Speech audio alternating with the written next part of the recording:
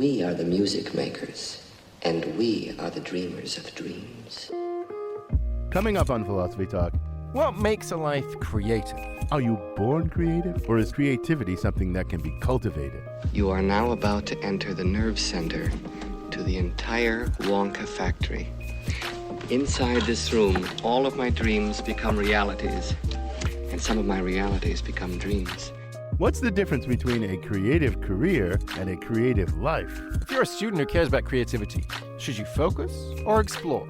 For 20 years at least, I've been saying that creativity is encouraged by questioning everything. And I guess you have a slogan here, which I did not realize. Our guest is Scott Forstall, inventor of the iPhone and Tony Award-winning Broadway producer. Recorded in front of a live audience of budding creatives at Stuyvesant High School in New York City. The Creative Life, coming up on Philosophy Talk. In this season of giving, we want you to know that we are grateful to you, our listeners. Thank you for listening. Thank you for thinking. And thank you for supporting Philosophy Talk.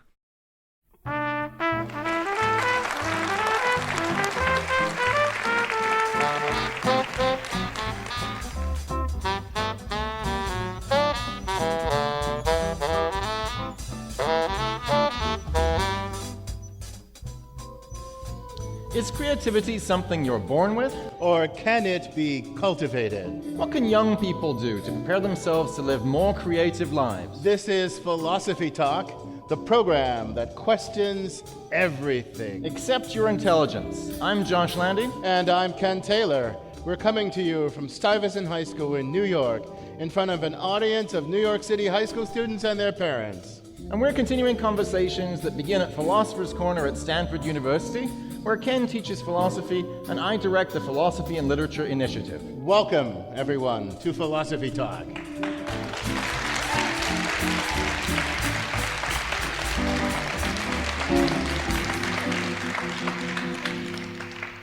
Today, we're thinking about the creative life. The creative life. That sounds fantastic, man. I wish I had one of those. Josh, come on. Don't be so modest. Come on, you write about literature and philosophy. Surely that's got to be creative in and of itself. Look, writing novels, that would be creative, or poetry. And trust me, Ken, you do not want to read my poetry. Oh, come on, it can't be that bad. Oh, yeah, remind me to show you my ode to a toenail clipping. If you really want to be a better poet, you want to be more creative, well, why don't you do something about it?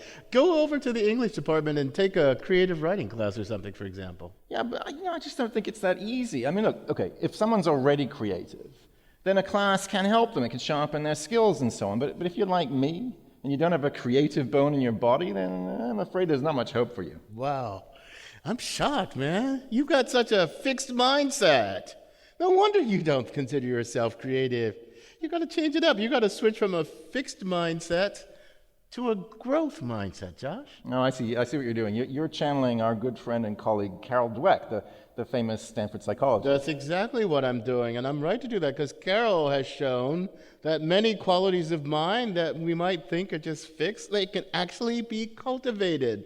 And Josh, it's a really bad idea to go around thinking that your character is just given by, your DNA or your genes or something like that. Because if you think that way, you may just give up and you won't even work to do the work you need to get better, like at poetry, for instance. All right, so let me get you straight. You're saying my fixed belief that I'm not creative, that's the reason my poetry's so bad? I mean, all I have to do is believe, like Tinkerbell and Peter Pan? Well, okay, I'm not quite saying that. I'm not saying all you have to do is believe like Tinkerbell or Pinocchio. But Josh, changing to a growth mindset, that would be a start at least. It might actually motivate you to try and become a better poet. Can we change the subject from my terrible poetry? No, you're the one who brought it up. Yeah, all right. But okay, look, you seem to think that creativity is like self-discipline, right? It's something you can learn. Right? So maybe you start off a bit lazy, but with the right training, you can become a more focused person. Well, I do think that. That's obviously right. You can't possibly disagree. Yeah, I do disagree. I think creativity is more like brilliance. I mean, you can't train someone to be a genius. Either they are or they aren't. Look, I'm not denying that some people, or maybe they start out more naturally creative than others, with a little bit more of this, Just as some people are, they're more naturally disciplined than others. But take any person, put them the right training, the right education, and they'll become better than they were when they started. That's why a growth mindset is so important, Josh. So you think we can have something like a boot camp to make people more creative? Now that you put it that way, I do. And you know what? The university, that's exactly what it is. It's a boot camp for creativity. Yeah, that's actually a pretty good slogan. And you know what that makes you and me? What? Drill sergeant to the mind. There you go, Josh. Now you're getting it.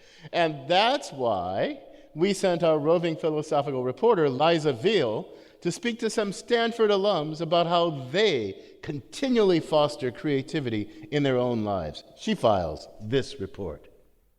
Tamiko Teal is an artist and a computer graphics pioneer. I like her definition. I see creativity as being the life force that enables you to look at the world around you and say, what could be different? And how could I make those changes? Teal comes from the kind of parents who had diverse interests and pursued many of them to the point of professional mastery. She describes the way creativity for her father was a way of being in the world, a more present and engaged and playful way. She remembers going on walks with my father and him pointing out, look at this texture, look at how the slats of the fence create a rhythm as you're walking past them. And then he would say, oh, that's good, down to the harbor, and he would just go onto a ship and down into the engine room. And as a kid, I'm going like, Dad, we're not supposed to be here. But not everyone has such a joyful, fanciful relationship with the creative process. The survival mode where you just get abandoned in a strange land and are forced to fend for yourself. This is Jonathan Feder-Vorm, a graphic novelist who makes historical comic books. I think that's the kind of creativity that I subscribe to, the sink or swim kind that brings out really fantastic results. He's working on a book about the moon landing, and recently he got taken on this long digression into all this research about astrology and navigation by the stars, and he told me this panic had set in because he couldn't find a good way to use any of that research he'd spent all this time on in the book. And it was in one of these kind of late night as I'm falling asleep modes that I kept going over the diaries that Kepler kept. The astronomer Johannes Kepler kept these really intense diaries where he detailed why he was so inadequate and why he was never going to amount to anything. In my own panic, I kept going over the words that Kepler was using to describe his own internal anxieties, and that was when I realized that I was fixating so much on this anxiety that Kepler is the perfect person to hinge this whole story on. In other words, it was actually his own insecurity that led him to a compelling human narrative and character around which he could structure this astronomy lesson that he really wanted to give.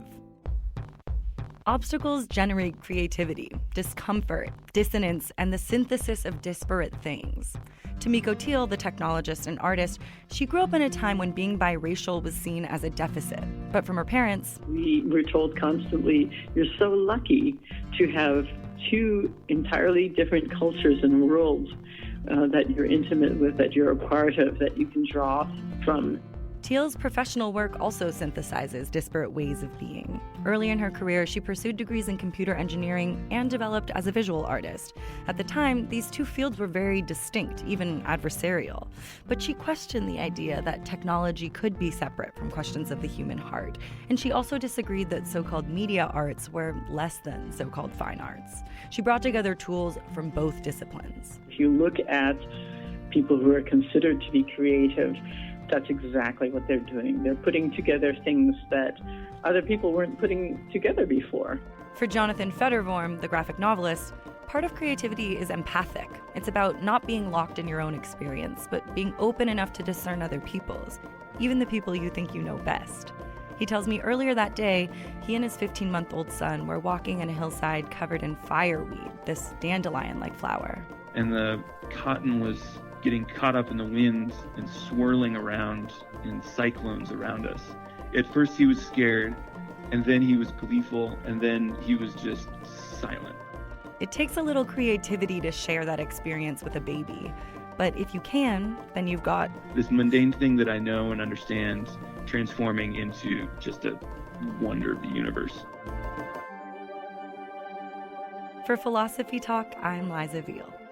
Thanks for that tour of the halls of creativity among our Stanford alums, Liza.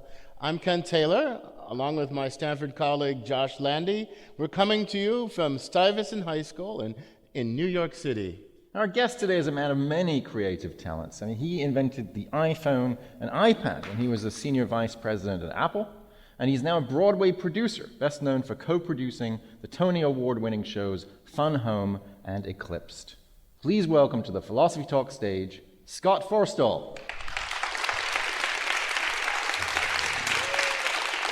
Thanks, Scott. Thanks for doing this. So, Scott, creativity, you're clearly a very creative guy. I mean, you've had multiple creative careers. Now, on the surface, tech and the art and theater, they seem like really different things. Is there some common thread that unites them other than you? Well, I'd say the disciplines, the fields are very, very different. But creating a Broadway show, this was a surprise to me. Creating a Broadway show is incredibly similar to creating a tech startup. I mean, in many ways. Come on, give me one way. I wouldn't have guessed that. Well, both of them start with very creative individuals who start with whole cloth. They're looking to create a new product. And in the case of tech, it's maybe an application or a device. And in Broadway, it's creating a script. And so they start with this.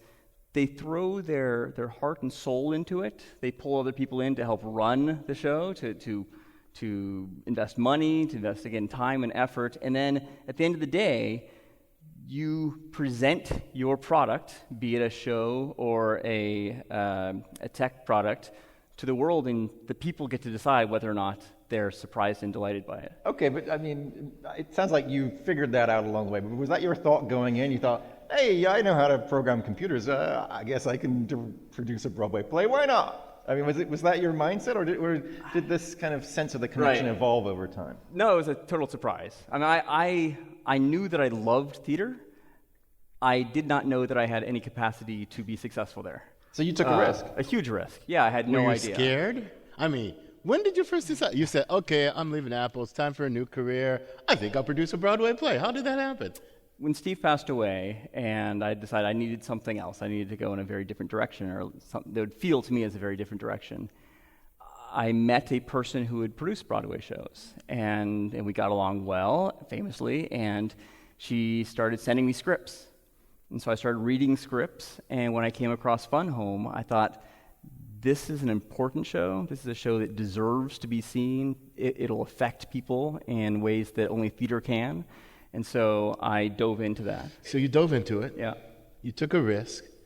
I mean, were you like utterly confident? Were you afraid? I mean, what was your internal state? Because one of the things we heard about, risk have downsides, and they have upsides. I mean, were you worried at all? Were you just like confident you could do this? I think you always are taking risks. And if you're not taking risks, then you're not going to do anything interesting. I mean, literally, at Apple one time, Apple had been close to bankruptcy. And we'd come out with the iPod. The iPod finally is selling okay, and we had the best-selling, unit-wise product in the history of the company. And then we came out with the Nano, and we knew we were going to develop it. And we'd canceled the entire iPod mini line before we even shipped the new product. And it could have devastated the company. But we did it because we believed in it, and so we took risks. So it's about taking risks. That's the way you get to the next level. I guess if you're not taking risks, you're taking a different kind of risk of wasting your life. Yeah, exactly. So is creativity born of repeated failure and then a success? Or is there I take a risk because I'm so good at this, there's not really a risk? I mean, you know what I mean? How much is creativity born of, I tried out this, I tried out that, I tried out that? So I don't think that creativity requires failure, but I think it requires the possibility of failure. Right. You have to be psychologically ready for that as a possibility. Absolutely.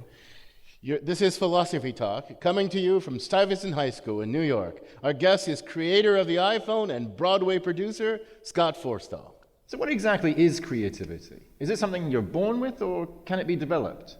And is the kind of creativity you need in tech the same as the kind you need in the arts?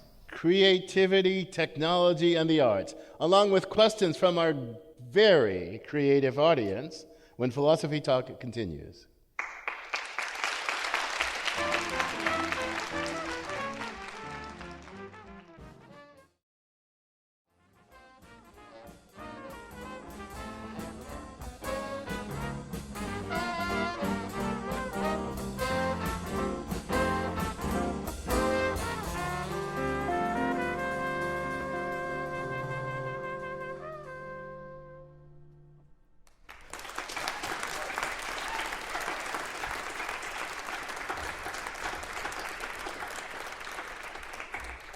Thanks so much to our musical guests, Jazz at Stye. This is Philosophy Talk. I'm Josh Landy. And I'm Ken Taylor. Our guest is Broadway producer and inventor of the iPhone, Scott Forstall. And we're thinking about the creative life. Do you consider yourself to be a creative person? Are you hoping to have a creative career of invention and discovery? How are you preparing yourself for a life lived outside the box? Join the conversation by stepping up to one of the microphones in front of the stage. So, Scott, in the opening, Josh and I disagreed a bit about how much creativity can be cultivated and how much is just a fixed trait. You know, you're born with a certain degree of creativity. You either got it or you don't. So what do you think? Is creativity the kind of thing that can be cultivated and increased in a person? Oh, absolutely. I believe it can be cultivated. I don't believe it's just an innate, you're born with a certain level of creativity. I think you can grow that over time. So we could take Josh and make him a better poet. I mean, I think for any given discipline, for any given area, there are certain skills you need, and it may be harder for some versus others. But I think in general, I think of creativity as a mindset. Yeah, so let's talk more about what goes into that mindset. I mean, as an educator, I agree with you. I think creativity is the kind of thing that can be cultivated. I'm not sure our entire educational system is founded on the idea that we should cultivate creativity. I mean, take science. A colleague once said to me, you guys in philosophy, you're always teaching things you don't believe. You're always teaching your failures, and you're arguing with them. He said, in science, we don't have time to teach our failures. I said, wait a minute. If you don't have time to teach your failures, then you don't have time to teach the process of science. If you don't teach the process of science, how are you teaching about creating new science? At least the possibility. Right, a lot of what people do in the humanistic disciplines is, I mean, they're, from a very early stage, they're invited and required to come up with their own solutions to problems. So that sounds like a way in which, does that go along with what you're saying, Scott? I mean, the creativity can be cultivated. Is it a matter of habit, getting into a habit? Right, I think it is a habit. And I think certainly to your point, like creativity can be squashed. I mean, when you have a new idea is like a very fragile life form, and a harsh word, an insult, can both crush that idea and the person who came up with it, their tendency to create creative ideas or vocalize creative ideas in the future. So I think you can hurt creativity. But for 20 years at least, I've been saying that creativity is encouraged by questioning everything. And I guess that's have our slogan here, which I don't know if realize. we stole it from you or you stole it from us. So I think it's by questioning everything. And here, I was actually inspired by my freshman year at Stanford. I took a psychology class from Philip Zimbardo. Now, for those of you who don't know, Zimbardo is one of the most famous psychologists who ran the Stanford prison experiment, where he took some students and made them prisoners and some guards, and immediately the guards became sadistic. Zimbardo's a great professor, but don't enroll That's in why one we of have his human experiments. subject committees now. Yeah, but I was taking this class with him, and he was talking about lucid dreaming. Now, lucid dreaming is the ability to wake up in your dream. You're still dreaming. I mean, you're still physically in REM. We can medically tell that, but you're aware and can control the dream. And it's something that I've done since I was a pretty young kid. For high school, it was really useful because when I was taking French in my junior year of high school, I couldn't remember vocabulary words. I'd look at them right before I went to bed. I'd go to bed. When I got into a dream, I'd wake up and I'd go to the chalkboard in the dream and I'd practice these vocabulary all night long. I'd wake up and I knew them. Mais c'est formidable. Oui. And so what happened in this psychology class, Zimbardo said you can actually learn to lucid dream. It's something I didn't think you could possibly learn to do this thing other than sort of randomly the way it happened to me. And he said the way you do it is you constantly question whether or not you're awake or asleep. So you're questioning your reality as you go around all day long, every half hour. Am I awake or am I asleep? Am I awake or am I asleep? And you're awake, you're awake. Sounds like he's been reading Descartes. Been reading Descartes. Exactly. And eventually, you ask yourself, am I awake or asleep when you're asleep? And you recognize you're asleep. So you recognize this thing about you. Let me ask you something, okay. So you said a harsh word can squash creativity. Yeah. I don't know, maybe this is not true, but your former boss, Steve Jobs, had the reputation out in the world of being a brutally honest man. Yet Apple was surely one of the most innovative tech companies ever. I mean, the iPhone's a thing of beauty. So I mean, how did that work at Apple? How did all that happen?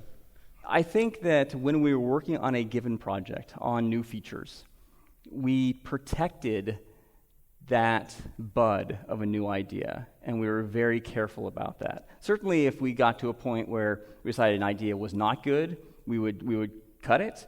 But at the moment that we considered whether or not this was worth doing, we 100% would support that. And you can actually create an environment to support creativity.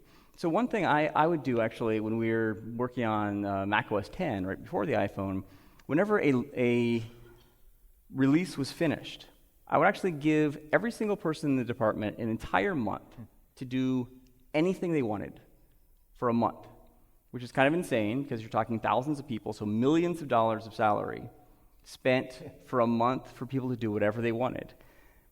And they would work so hard that month coming up with incredible ideas. In fact, one, at the end of it, they'd present these and some would get presented to me. And one I saw was this idea of a 10-foot user interface. And I loved it, and we turned it into Apple TV.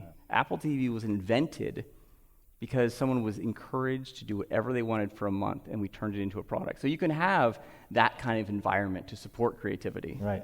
So I want to come back to something you were saying earlier about questioning everything. I mean, we heard in the Roving Philosophical Report about the experience of being around a small child, and it made me think also of Baudelaire's line, "A genius is childhood rediscovered at will." Right. So, but how do you do that? I mean, so one thought that occurred to me that might make a bridge almost between this and the theater is it started to sound a little bit like what Brecht was trying to do. Brecht had this idea that if you have the kind of theater that keeps waking people up, right, with the breaking of the kind of jarring breaking of the fourth wall, you can kind of get people in a habit, a little bit like your lucid dreaming training. Right. You get people in the habit of saying, "Oh, I might be dreaming. I might be wrong about my experience." Does that seem plausible? Is that the kind of theater you might want to do? Exactly right. When I mean, what Brecht would do in the theater and make you question what was happening on stage and realize it's actually being staged. Yeah. If you question all the time, what's around me, what are the limitations, what's the conventional wisdom, right, then you'll start to step outside of that conventional wisdom because you questioned it. I mean, Heidegger talks about this Heideggerian breakdown, right? And it's where when you don't even realize something's happening until it stops working, and then you realize it.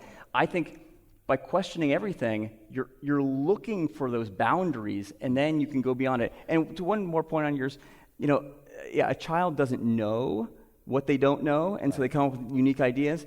The very first text message I ever sent was on a prototype of the iPhone, because phones were so horrible about designing for sending text messages. I couldn't figure them out. Right. And so when we were designing for text messaging, it was done with ignorance, but we just designed it for what is the best possible solution, not affected by things around. So you got into the head of a child. Like, why absolutely. Is it like this? Absolutely. So let's you're listening to Philosophy Talk. We're talking about the creative life in front of an audience at Stuyvesant High School in New York City. And we've got a question from that audience. I'm going to start over here. Welcome to Philosophy Talk, sir.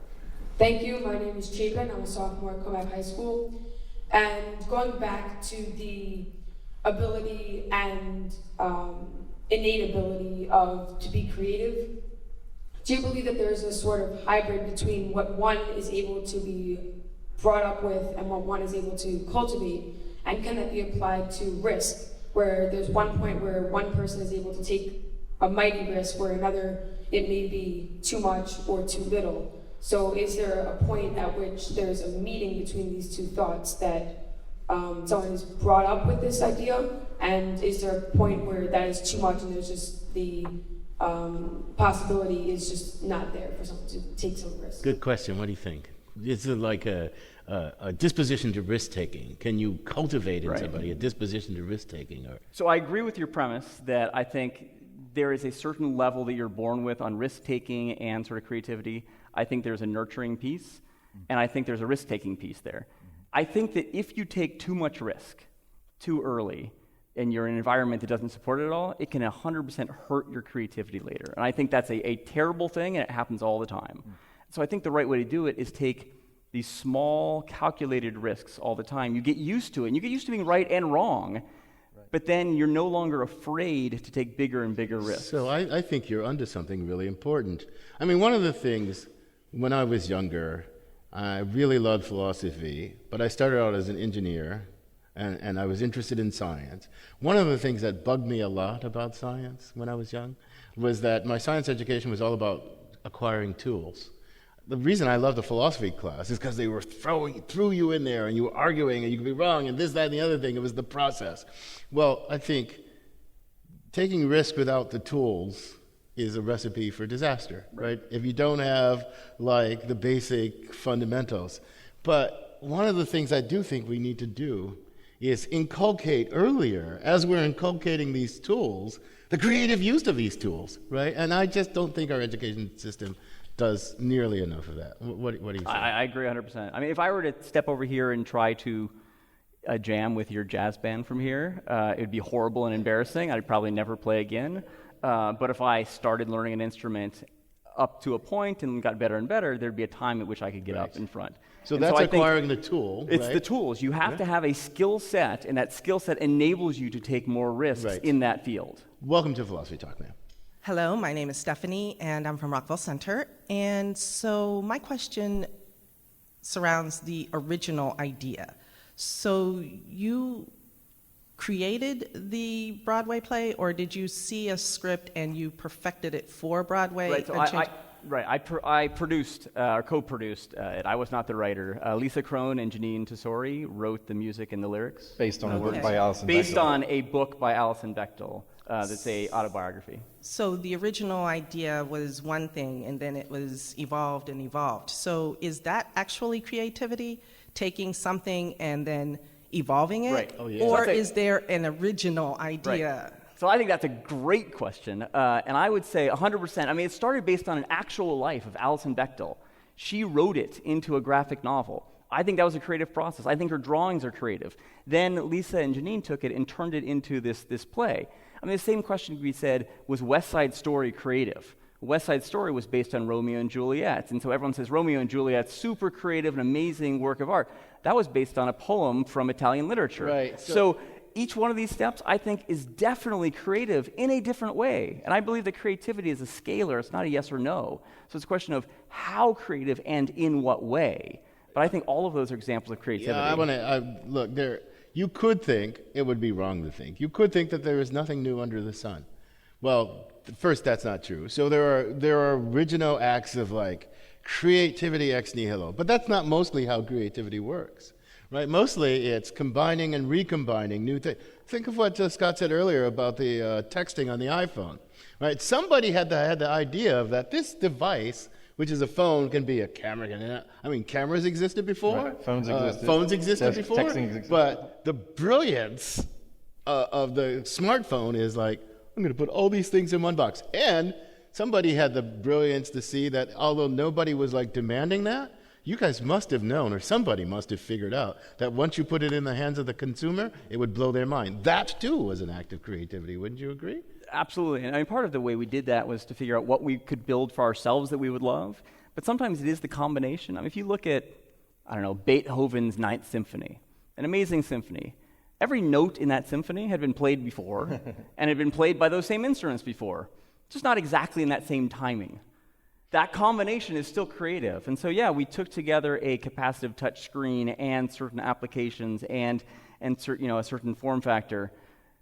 That itself, I think that combination was unique and new and creative. And here's something else I want to stress before we get to some more questions, that when we talk about sort of original ideas, like nobody has had that idea, that's one thing, and that's really powerful, especially if it's an impactful, powerful idea, if you're the first one to have it. But one of the things we need to cultivate in the young, I believe, is just a capacity to have thoughts that are new to them. Right. So that if some kid was toying around with a synthesizer or something and had never heard Beethoven before and thought up Beethoven's Ninth Symphony, I wouldn't say, oh, kid, you're just copying. No, I would be amazed.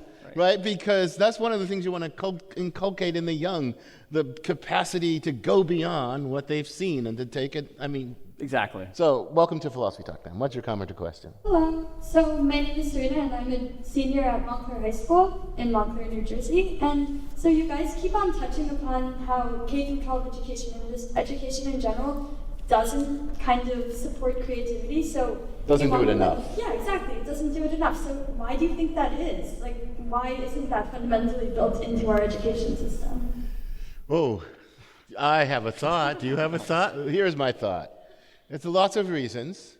One thing is that we mistakenly think that what the Apples and IBMs and General Motors and all that stuff, what they're looking for is merely people with tools, rather than this risk-taking, innovative thing.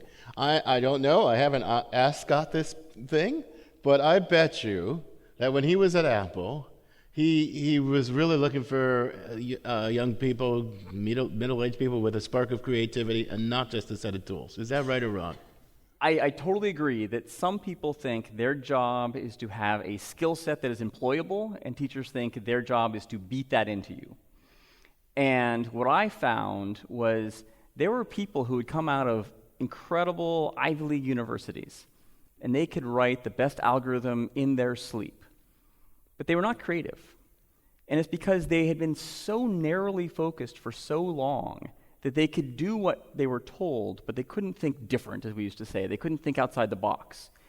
And so I think there is a mismatch between what maybe some educators think and what we actually want in industry. And it comes from good intentions, right? The road to hell is paved with good intentions. I think they see these interesting tools and they want to teach that. But when you're teaching someone to write and you teach them that 5 paragraphs essay, that is, an ante for playing the game. You need to do that. But you shouldn't then crush them when they write a 7-paragraph unique essay. Right.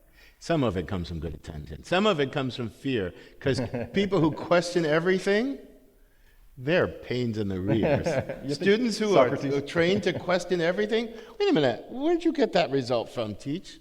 Right? Especially if they don't really have the tools, but they have the tools and they question everything, they can be pains. But you know what? We'll take this up at greater length in our next segment. You're listening to Philosophy Talk. We're thinking about the creative life with Scott Forstall, inventor of the iPhone and a Tony Award-winning Broadway producer. If you're a high school student thinking about college, should you be trying to focus on one major right away, or should you be trying to get the broadest education possible? Should you take things like philosophy classes if you want skills that are going to help you live a creative life? We're coming to you from Stuyvesant High School in New York City. We'll take more questions from our audience of high school students and their parents when Philosophy Talk continues.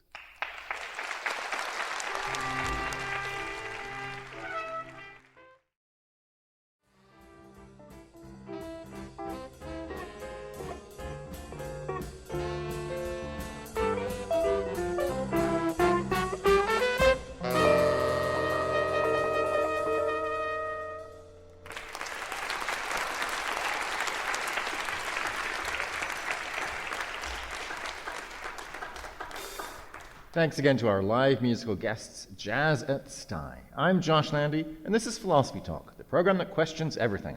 Except your intelligence. I'm Ken Taylor. We're thinking about the creative life. We've got lots of questions from the audience, so why don't we go this way, then that way. Welcome to Philosophy Talk, sir.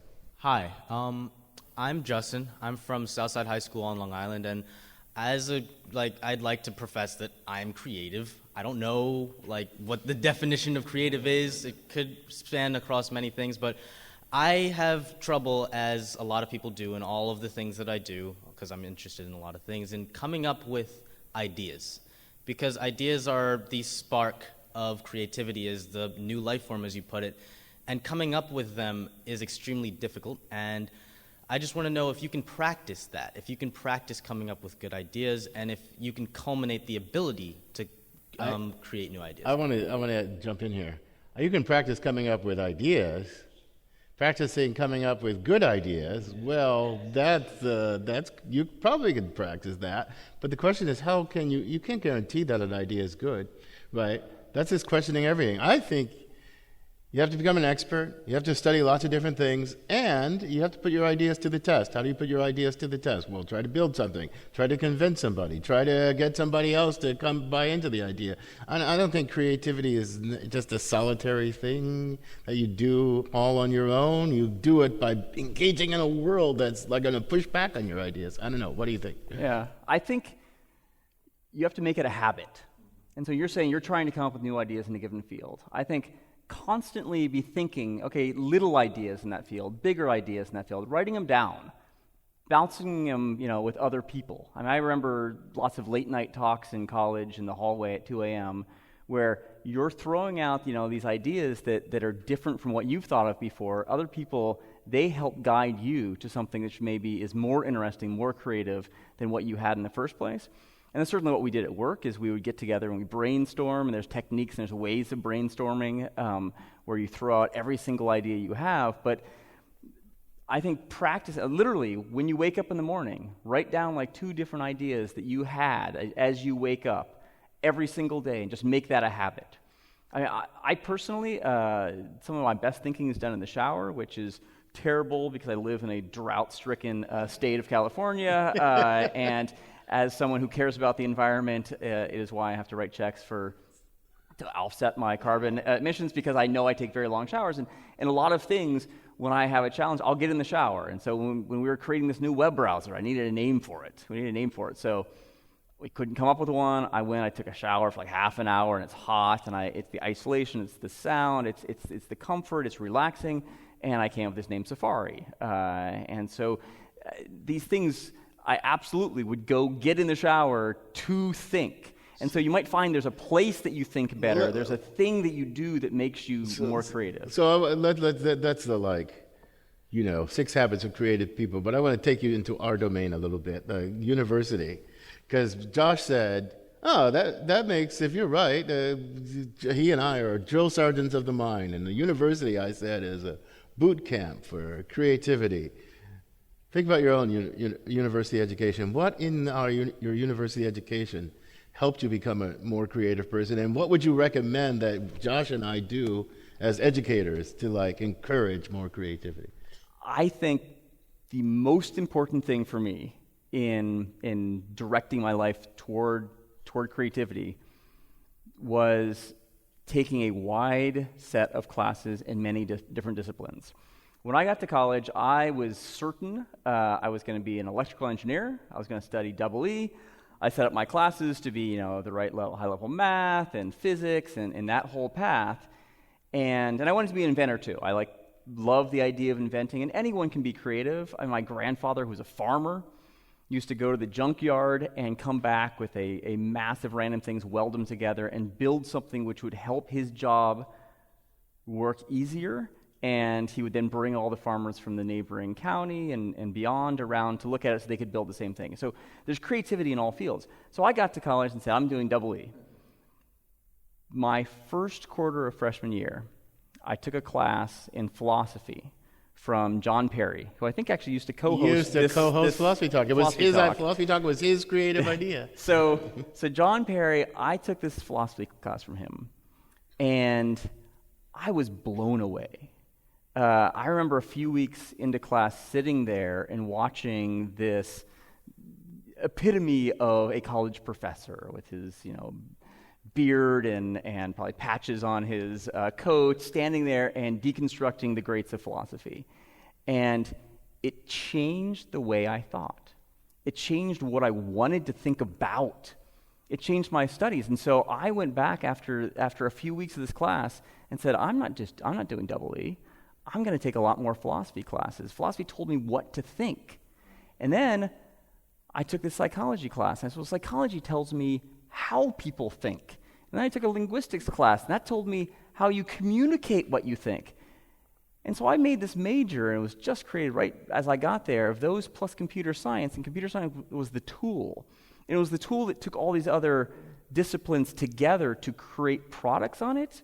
You didn't name that major. Yeah. So the major is symbolic systems, which I direct. Which Ken now direct. This was not a plan.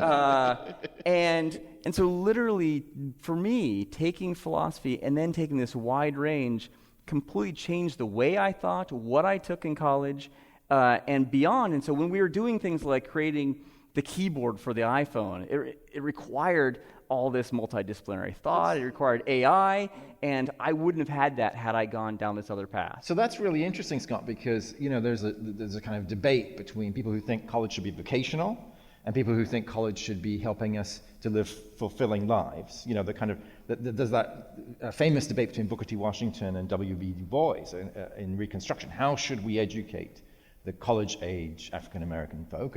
And W.B. Du Bois, Washington thought vocational, and Du Bois said, no. The true college will ever have but one goal, not to earn meat, but to know the end and aim of that life which meat nourishes. But it sounds like you're saying, actually, there's kind of a middle way here, right? It's not just you should take a bunch of courses so that you will live a happy and fulfilling life. It's so that you'll actually be, you'll be more creative even in your professional life. Does that sound about right?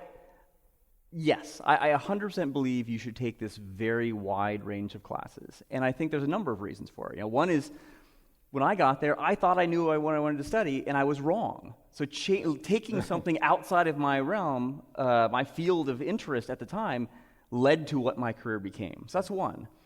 Another is, we're talking about creativity here. And I think that a big aspect of creativity is tying together disparate ideas from disparate fields. And so unless you have equipped your toolbox with tools from all these different fields, you can't make those connections later. I want to see if you... One more thing, which I think is really important, and that is, in today's day and age, people are going to have multiple careers. So all of the high school students here are going to end up with multiple careers throughout your life. And so by taking all of these classes in many different fields, you'll be more adept at navigating this change in fields as you progress through your life. So it's super valuable in all those ways. I think the Great Recession did a huge disservice because people ended up, especially parents, ended up telling their kids they should turn universities into vocational schools. Right. And so kids come in thinking, I need a vocation, and they spend 4 years doing that. That is not where you'll make the biggest difference. If you're going to go to a 4-year university, come out with a broad education, be an expert in a field in there, but be ready to move between fields. And I want to add a reason for that. I agree with you, but I want to add a deep reason for that. That is, should be very alive to this generation. You did your PhD. You were working in AI stuff, Masters right? in AI, yeah. Masters in AI. AI is coming, right? I actually believe eventually computers will be able to do creative work. There's still a lot that they won't be able to do, big picture thinking, making our decisions about how to organize our society for us. But they're going to take over many, many things.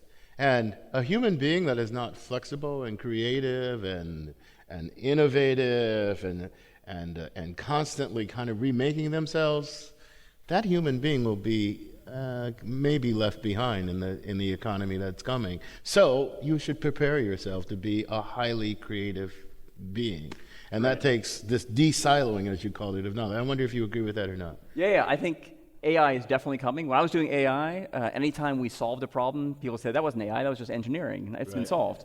Now there's actually AI doing work, and there's great work out there discovering cures for diseases faster. There's a lot of big data stuff that's really great.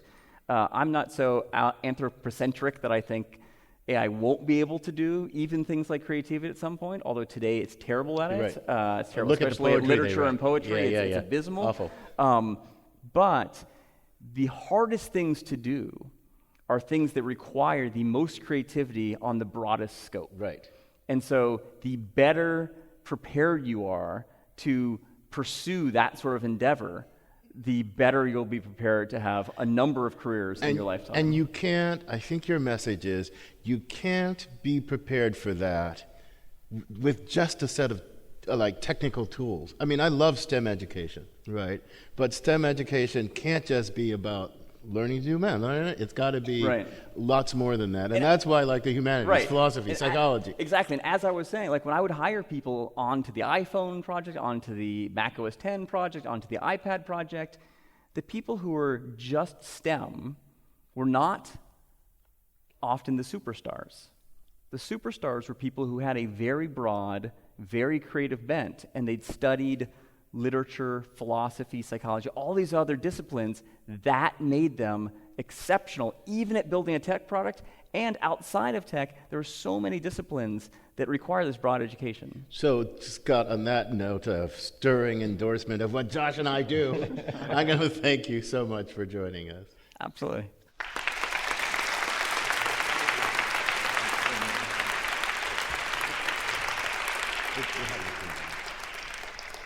Our guest has been Scott Forstall. He invented the iPhone and the iPad. He's now a Broadway producer, best known for co-producing the Tony Award-winning shows Fun Home and Eclipse. So, Josh, are you feeling more creative? Yeah, look, I love this idea that it's all about habits. I think you get out of your own way, right? Yeah. And so much is about turning off the filter, Take an improv class. Learn to get a little bit loose and stop, quiet those voices in your head telling you it's a bad idea. Yeah, you're right, exactly. Improv theater is a great analogy. I now teach my classes as my small classes as improvisational philosophy, and I have students improv, and I think it does make them think, hey, I can produce this. I can do something new.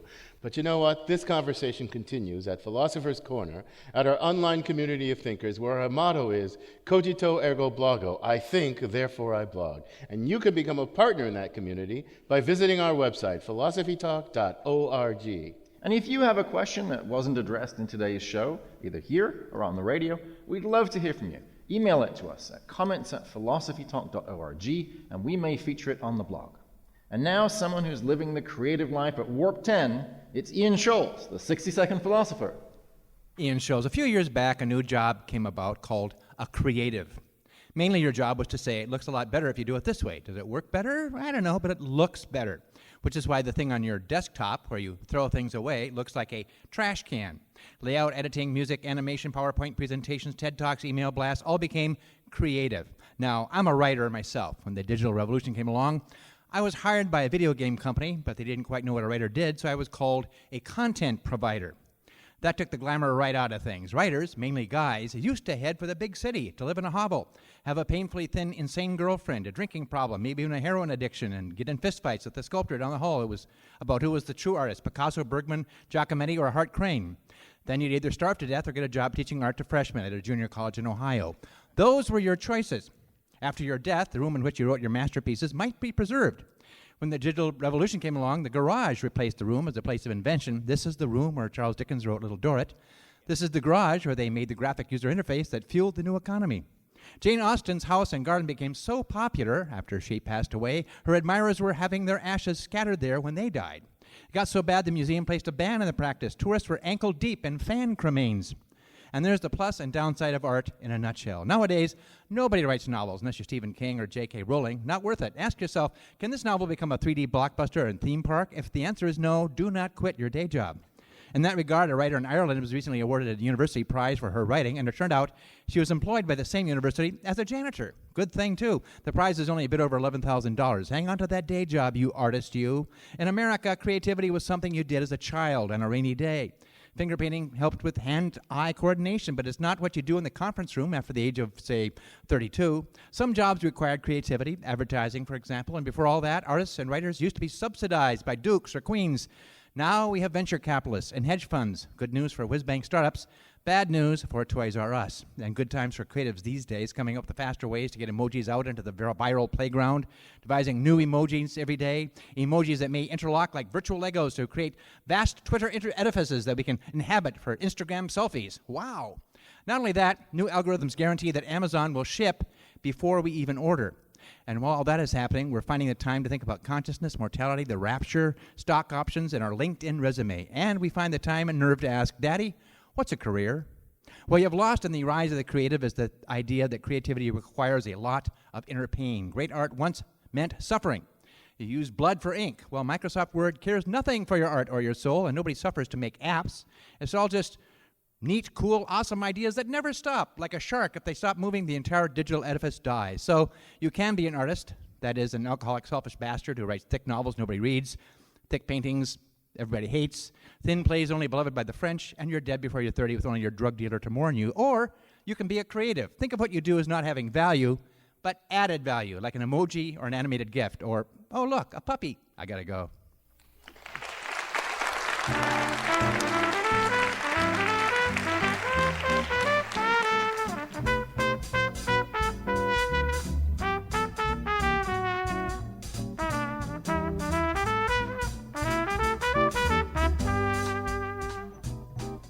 Philosophy Talk is a presentation of KALW, local public radio San Francisco, and the trustees of Leland Stanford Junior University, copyright 2018. Our executive producers are David Demarest and Tima Pamantuan. Special thanks to Rick Shaw, Fabian Gundele, Mary Chung Silagi, and the Stanford Office of Undergraduate Admissions, as well as Matt Palazzo, Alan Wang, Julia Amorosa, and Amanda Piasecki at Stuyvesant High School here in New York City. Thanks also to Sun Lee, Lisa Wang, Kathy McGuire, Ann McGuire, Marie Honan, Eduardo Torres, and our musical guests, Hyun Choi on trumpet, Derek Fang on tenor sax, Jessica Park on keyboard, Max Ma on guitar, Box Wu on bass, Jeremy Paniker on drums. Jazz at Stye. The senior producer of Philosophy Talk is Devin Strolovich. Laura McGuire is our director of research. The technical director is Dan Brandon, and our marketing director is Cindy Prince-Bound. Support for Philosophy Talk comes from Stanford University, and the partner is on our online community of thinkers. The views expressed or misexpressed on this program do not necessarily represent the opinions of Stanford University or our other funders. Not even when they're true and reasonable. The conversation continues on our website, philosophytalk.org, where you too can become a partner in our community of thinkers. I'm Josh Landy. And I'm Ken Taylor. Thank you for listening. And thank you for thinking.